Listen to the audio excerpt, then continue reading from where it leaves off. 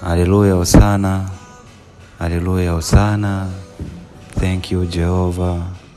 Na napenda kuwa naanza na asante kwa sababu asante ni neno dogo lakini lina nguvu ya kutoa ambacho hakiko sawa kuleta ambacho kiko sawa. Asante Mungu kwa sababu kuna yaliyoko sawa kwenye maisha yangu hata kama kuna ambayo hayako sawa. Na nafanya hivi kumencourage mwingine atakayekuja kusikiliza, kujifunza kuwa na gratitude. Maana gratitude imebeba vibrations za kushift kutoka negativity kuja positivity. Leo nitafanya muendelezo, nitafanya sehemu ya 4 ya levels of consciousness and dimensions ambazo ukiwa kwenye level fulani ya consciousness unakuwa kwenye level fulani ya dimension. Yaani kwa Kiswahili naweza kusema level fulani ya ufahamu unavyokuwa kwenye mbingu fulani. Maana nilisema kuna mbingu 9 na kuna level za ufahamu 9 na kila level inakuposition kwenye mbingu fulani na kuposition kwenye ulimwengu fulani.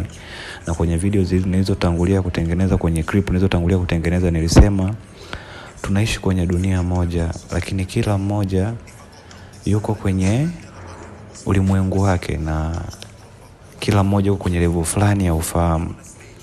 Na ufahamu kwa lugha ya Kiingereza tunaweza kutumia kwamba ni consciousness. Kwa hiyo nikasema kuna levels za consciousness na namna ambavyo level fulani ya consciousness inakuwa kwenye dimension fulani, inakuwa kwenye level fulani ya mbingu. Na nilielezea kuanzia kwenye clip ya kwanza, nilielezea dimension ya kwanza mpaka dimension ya 4, kwa maana ya kwamba nilizungumzia level ya kwanza ya ufahamu, level ya pili ya ufahamu, level ya 3 ya ufahamu na level ya 4 ya ufahamu, na jinsi ambavyo mtu mwenye level ya kwanza ya ufahamu mpaka level ya 4 ya ufahamu anavyokuwa. Sehemu ya pili nikazungumzia kuhusu 5D, nikazungumza kuhusu level ya 5, nikazungumza kuhusu dimension ya 5 ilivyo na mtu ambaye yuko kwenye hiyo dimension jinsi anavyokuwa. Nikazungumza characteristics zake na point yake of view, jinsi anavyotazama haya maisha, anavyotazama ulimwengu. Sehemu ya 4 nilizungumza nahisi kuhusu dimension ya 6, na sehemu ya 5 nikazungumza kuhusu dimension ya 7. Hii ni sehemu ya 6, nazungumza kuhusu dimension ya 8 au level ya 8 ya ufahamu. Kabla ya kwenda mbali zaidi, ili mtu aelewe, itabidi arudi aangalie level ya kwanza au asikilize kuanzia level ya kwanza, ya pili, ya 3, ya 4, ya 5, ya 6, ya 7 ndo aweze kuelewa hata kinachokizungumza hapa kwenye level ya 8. Au mtu huyu ataki kuja kusikiliza hapa ili aielewe, hii ni mpaka labda ufahamu wake huo umeextend mpaka kufika dimension ya 8 au amefika kwenye 8D. Naposema level ya 8, unapozungumzia 8 dimension au ulimwengu wa 8 au mbingu ya 8, nazungumzia nini? Kwanza kabisa, hivi ni vitu ambavyo viko kiroho, sio vitu ambavyo viko physically, sio vitu ambavyo viko personal, sio vitu ambavyo viko kibinadamu, ni vitu ambavyo vimekaa kwa namna ambayo ni ya kiroho. Kwenye sehemu iliyopita nizungumzia mtu ambaye ufahamu wake umeextend, ufahamu wake umepandishwa juu kufikia level ya 7. Huyu ni mtu anayeoperate kwenye mbingu ya 7. Maisha yake anaishi akiyatizama kutokea juu. Kila kitu kwenye maisha yake, situation zoko kwenye maisha yake anazi-overview. Yaani yeye ni observer wa maisha yake. Ni mtu anaishi kwenye maisha yake akijua mimi si haya maisha, bali mimi ni mtu ambaye ninapitia haya maisha. Ni mimi ni mtu nayeyatizama haya maisha. Mimi sio hisia zangu, mimi ni mtu nayepitia hisia zangu. Iko hivyo. Mimi sio mawazo yangu, mimi ni mtu ambaye nasikiliza mawazo yangu. Kwa hiyo ni moja kati ya sifa ya mtu ambaye yuko mbingu ya 7 au dimension ya 7. Huyo ni mtu ambaye ana overview. Tukija kwenye mbingu ya 8 au mtu ambaye amefikia level ya 8 ya ufahamu, huyo ni mtu ambaye yuko kwenye access to all information. Yaani mtu anapo ascend kufikia mbingu ya 8, huyo ni mtu ambaye ana achieve kitu kinaitwa access to all information. Ukisoma kwenye maandiko, kuna sehemu Kristo anawaambia watu kwamba aliyeko kiroho uyatambua yote, bali yeye atambuliwe na yeyote. Hichi ndicho kilichokuwa kikizungumziwa hapa. Mtu aliyeko katika mbingu ya 8 au mtu ambaye ufahamu wake umepandishwa kufika level ya 8, ameascend kutoka level ya kwanza, ya pili, ya tatu, ya 4, ya 5, ya 6, ya 7 mpaka akafikia kuachieve mbingu ya 8, ufahamu wake ukapandishwa mpaka mbingu ya 8. Au viumbe wanaoishi mbingu ya 8, hawa ni viumbe wenye access to all information. Hawa ni viumbe wanaofahamu yote.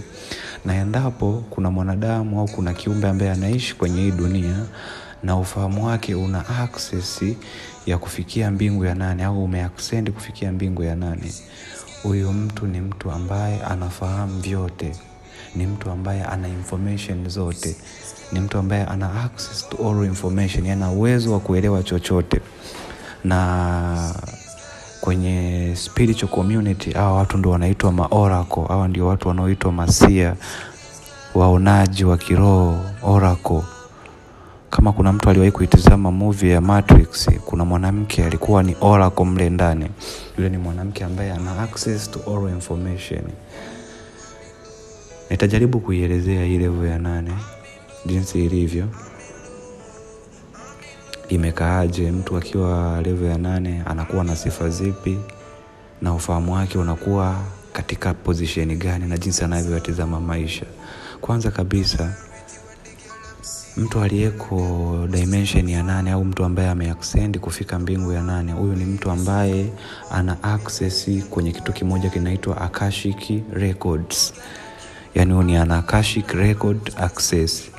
Akashic Record ni nini? Akashic Record inaweza kutumia lugha ya kwamba ni kama maktaba ya mambo yote, ni maktaba iliyoko kiroho yenye mambo yote yaliyowahi kutokea kwenye ulimwengu, yanayoendelea kutokea hata sasa hivi kwenye ulimwengu, na yatakayokuja kutokea kwenye ulimwengu.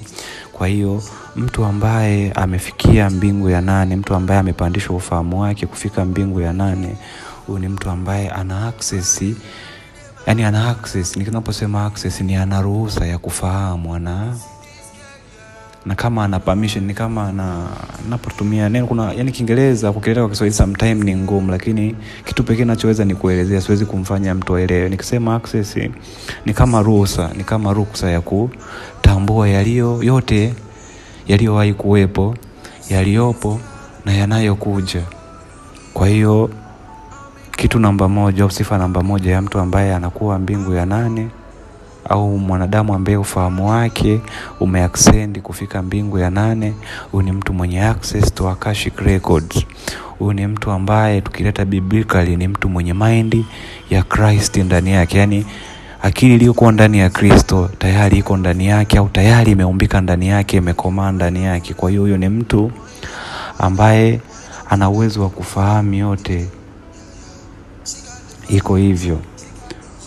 Huyu ni mtu ambaye anaweza kupokea prophetic download. Yani naposema prophetic downloads, kwa mfano tukienda kwenye Ufunuo, kwenye Biblia kuna mtu aliyeandika Ufunuo wa Yohana. Yule Yohana huyu ni alifikia access ya all information, akaweza kupokea prophetic downloads, akaweza kupokea mambo yaliyotabiriwa kuja kutokea. Huyu ni mtu ambaye ana uwezo wa kutambua nini kitakuja baadaye. Na ndio maana nikatangulia kusema kwenye spiritual world hao watu wanaitwa oracles. Hawa ni watu ambao wanaweza kuelewa, hawa ni watu ambao wanaweza kupokea unabii wa mambo yanayokuja. Mtu mwenye access to all information, huyu ni mtu ambaye ana universal wisdom. Huyu ni mtu ambaye ana hekima ya ulimwengu wote. Yani ni sawa na ulimwengu umemfungulia hekima. Yani ana uwezo wa kutambua vyote ambavyo vinaendelea kwenye ulimwengu. Iko hivyo. Ni kuendana na yuko level gani, kama ni beginner, kama ndio ameingia kwenye ulimwengu huo, au ana uzoefu kwenye huo ulimwengu, inategemeana yuko katika position gani. Lakini mtu ambaye yuko kwenye mbingu ya 8, mtu ambaye ufahamu wake umefika level ya 8, huyu ni mtu mwenye access to all information, ni mtu mwenye kufahamu yote. Ndio kile kilichoandikwa kwenye Biblia ya kwamba upepo wausikia kwamba unavuma vu, lakini hujui upepo unakotoka wala unakokwenda. Ndivyo ilivyo hali yake ya mtu aliyeko kiroho. hawezi kueleweka na mtu yoyote, lakini yeye anaelewa yote. Imeandikwa hivyo, na naweza kutafuta kwenye Bible pia ili nisionekane kama mtu anayeongea ya kwangu tu. Maana naamini ninayozungumza hapa si kuflex kwamba ona natambua kitu fulani, naamini atakuwa mwangaza kwa mwingine. Iko hivyo. Naomba nitafute kwenye Biblia ni sehemu gani imeandikwa hicho ambacho nimekizungumzia, ya kwamba mtu aliyeko kiroho anaelewa yote.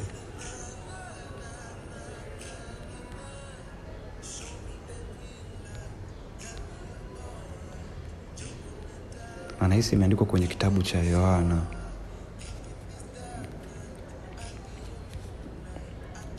Wakati natafuta kwenye kitabu cha Yohana, nahisi ni kama Yohana 3. Kuna mazungumzo yalikuwa yakisema upepo. Yohana 3:8 anasema upepo uvuma upendako na sauti yake waisikia, lakini hujui unakotoka wala unakokwenda. Hali kadhalika na hali yake mtu aliyezaliwa kwa roho wao.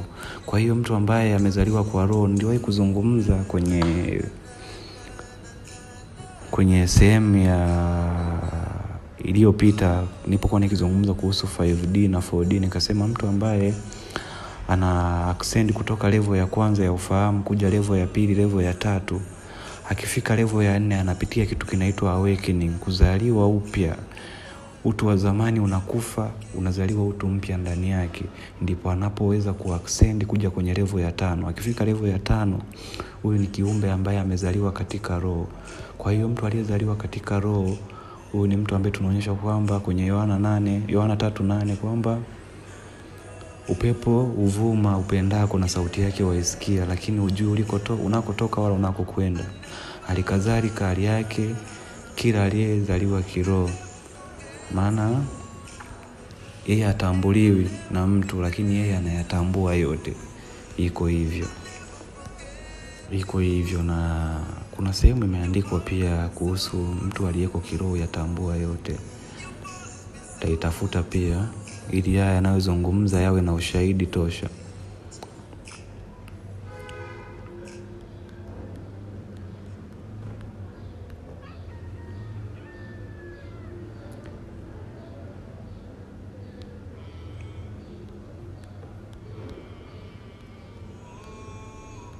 I'm sorry kwa ukimya, najaribu kutafuta kitu kitakacho make sense kwenye hicho ambacho niko nakizungumza hapa. Na kama kuna mtu ambaye aliwahi kuisikiliza, itakuwa rahisi kwake. Kama kuna mtu aliwahi kukutana na hicho kifungu, itakuwa rahisi sana kuelewa nini ninachokizungumza. Kiufupi, mtu ambaye ameascend kufika mbingu ya 8, huyu ni mtu anayetembea katika spirit of wisdom. Huyu ni mtu ambaye roho wa hekima na ufahamu anafanya kazi kwa wingi ndani yake. Huyu ni mtu ambaye ndani yake kuna kitu kinaitwa I know what God knows. Yaani ni mtu ambaye anafahamu vile Mungu anavyofahamu. Maana ni ufahamu wa Mungu ndani yake. Iko hivyo. Huyu ni mtu ambaye library of heaven ziko opened kwake, yani maktaba za mbinguni ziko wazi kwake. Kwa hiyo ni mtu ambaye ana siri za ufalme wa mbingu. Huyu ni mtu ambaye anafahamu kitabu cha uzima. Maana mimi naamini mtu akiwa ameandikwa kwenye kitabu cha uzima, kile kitabu cha uzima kimeandikwa ndani yake pia. Iko hivyo. Yani unapokuwa umeandikwa kwenye kitabu cha uzima mbinguni, kile kitabu cha uzima kilichoko mbinguni kimeandikwa ndani yako. Kwa hiyo mtu ambaye amefikia ufahamu wa level ya 8, au mtu ambaye ameascend nafsi yake kufika dimension ya 8, mbingu ya 8, huyu ni mtu ambaye anaweza kukisoma hata kitabu cha uzima kilichoandikwa ndani yake. Huyu ni mtu ambaye God database iko activated ndani yake. Huyu ni mtu ambaye data zote ziko activated ndani yake. Huyu ni mtu ambaye ana uwezo wa kuelewa mambo ambayo hayafundishwi popote. Huyu ni mtu ambaye ana uwezo wa kuelewa mambo ambayo hayafundishwi kwenye shule yote au kwenye kitabu chochote. Iko hivyo. Huyu ni mtu ambaye anaweza kuelewa historia za watu wa zamani au mambo ya zamani. Huyu ni mtu ambaye ana uwezo au anafahamu hata hidden knowledge, ana uwezo wa kujua elimu iliyofichwa kwa wengine. Iko hivyo. Huyu ni mtu ambaye anapata spiritual insight, yani ni mtu ambaye ana uwezo wa kuelewa yanayoendelea katika ulimwengu wa kiroho. Ukija kwenye tamaduni za Waafrika walikuwa wakiitwa watu wanaoongea na mizimu, watu wanaweza kuongea na spirit, iko hivyo. Hawa ni watu ambao wanaelewa mysteries of kingdom of heaven. Hawa ni watu ambao wanaelewa maajabu ya ufalme wa Mungu. Hawa ni watu ambao wana embody God wisdom. Mfano unaweza kutumia kwenye Bible Sulemani, mtu kama Danieli, mtu ambaye alikuwa na uwezo kufasiri ndoto. Mfano Joseph, mtu ambaye alikuwa anaweza kufasiri ndoto. Mfano mwingine pia ni Enoko. Kuna kitabu kwenye Biblia kiliondolewa. Biblia tulionao ina vitabu 66, lakini Biblia kabla ya kufikia mikononi mwa watafsiri ilikuwa na vitabu zaidi ya 73, na kitabu cha Enoko kilikuwa ndani yake. Enoko ni mtu mmoja wapo ambao hawakuona mauti, kwa hiyo alichukuliwaga akiwa mzima. Huyu ni mtu ambaye alikuwa na hii access to all information, alifunguliwa mbingu akaziona. Kwa hiyo naamini wako maorako wanaoishi kwenye hii dunia ambayo tunaishi mimi na wewe utakaye kuja kusikiliza, lakini wana access to all information. Na naamini pia hata yanayozungumza hapa na yazungumza from experience. Ni vitu ambavyo si kwamba nimetunga tu kichwani, hapana, ni vitu ambavyo nimeona vina make sense hata kwenye maisha yangu, nikaona ni share na mwingine ambaye pengine akiwa kwenye level hii asijione yuko peke yake. Maana nilizungumza kuanzia level ya 5 kupanda juu. Hii ni higher level na ni kama level ya juu, na kwenye dunia tunayoishi so kila mmoja yuko juu na ni lonely to the top. Kwa hiyo sometimes I need to make something like this ili reach out kwa wengine. Iko hivyo. Hii naifanya pengine akija mtu anayerelate ataelewa pengine yuko sehemu gani kiufahamu, au yuko level gani kiufahamu, au ataelewa kwamba hayuko peke yake. Iko hivyo. Lakini pia ikikutana na mwingine kuwa kama daraja la kumvusha kutoka mbingu za chini kuja mbingu za juu. Maana mbingu za chini ni lower vibrational dimensions, mbingu za juu ni higher vibrational dimension. Na higher vibration dimensions, ukiwa safi ndani yako, ukiwa juu ndani yako, maisha yako automatically ya nje yatakuwa katika perfect cycle. Iko hivyo. Kwa hiyo hii nimejaribu kuielezea hii level ya 8 ya ufahamu iko vipi. Na kitu kingine ambacho nakifahamu kuhusu mbingu ya 8, au ambacho nimejifunza kuhusu mbingu ya 8, unapo achieve hii state, unapofikia hii level, demons na lower entities huwa hawaipendi hii level, hawapendezwi na mtu ambaye yuko kwenye hii level. Kwa hiyo utakutana na spiritual warfare, yani utakutana na vita kiroho. Maana vitu vinavyowafunga watu chini ya lower dimensions, labda tuseme mapepo yanayowafunga watu kwenye ulimwengu wa chini au kwenye mbingu za chini, yanapokutana na mtu anayefahamu yote, mtu anayeelewa yote, anakuwa ni kama utisho. Maana ana uwezo wa kuwajuza wengine na wakafunguka. Kwa hiyo mtu aliyeko kwenye hii level huwa anakutana na vita kubwa kiroho. Na ndio maana hata watu walioko kwenye hii level ukikutana nao unaweza kusema huyu ni mtu ni demonic, unaweza kusema huyu mtu labda anaabudu mapepo au kuna namna amekaa kishetani, lakini hapana, ni kwa sababu huyo mtu pengine anapigana na mashetani ambao wewe huwezi kupigana nao. Ndio maana unakutaga kuna wengine labda namna hata anavyoonekana appearance yake, kuna namna wanavyokuwa. Na ndio maana hata kwenye jamii yetu ya watu wa Afrika walikuwa kitu watu wanaongea na mizimu, wanaonekana kama ni watu wanaofanya vitu vichafu au vibaya, lakini hapana, hawa ni watu ambao wana access to all information. Ndio ile mtu unamwendea, mtu anaelewa situation zako kuliko watu unavyozielewa wewe. Kwa hiyo iko hivyo. Na hii nimejaribu, maana sio kwamba nimeelezea kama ilivyo kwa ujumla mbingu ya 8 ilivyo. Nimejaribu kumpa picha yote atakaye kuja kusikiliza hapa kwamba mbingu ya 8 ikoje.